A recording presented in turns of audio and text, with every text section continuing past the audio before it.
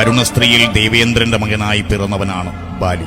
മഹിഷവേഷം പൂണ്ടുവന്ന കബന്ധന്റെ മസ്തകം കരം കൊണ്ട് പറിച്ചെറിഞ്ഞപ്പോൾ അത് മാതംഗാശ്രമത്തിൽ ചെന്ന് വീഴുകയും മഹർഷി ബാലിയെ ശപിക്കുകയും ചെയ്തു.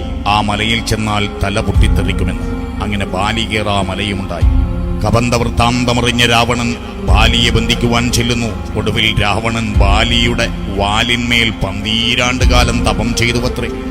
അത്തിപോൽ വിലത്തനെ കവികുലത്തിൽ മത്തനെ പത്തനെ വസിക്ക വേണ്ട ശക്തചിത്തമത്തനെ ഉത്തമത്തമോഹമെന്നു ബുദ്ധിയിൽ ഉറച്ചു നീ പത്തനത്തിൽ വാഴ്ക വേണ്ട ഇത്തിരി പൊരുതുപോർ എന്നിങ്ങനെ സുഗ്രീവൻ പൂരിന് വിളിച്ചപ്പോൾ ഉടുതുകിൽ പിടിച്ചു വിലപിച്ച് പോകരുതെന്നഭ്യർത്ഥിച്ച മത്തവാരണ നടയൊത്ത നേർനടയുടയാളായ താരയോട് തന്റെ കഴിവുകളെ പറ്റി പറഞ്ഞ് പടക്കിറങ്ങിയ ബാലി യുദ്ധത്തിനൊടുവിൽ സത്യധർമാദികളുടെ മൂർത്തിമദ്ഭാവമായ സാക്ഷാൽ ശ്രീരാമചന്ദ്രദേവന്റെ ഒളിയമ്പേറ്റാണ് ആ ചൈതന്യ സ്വരൂപൻ വീരസ്വർഗം പൂകിയത്.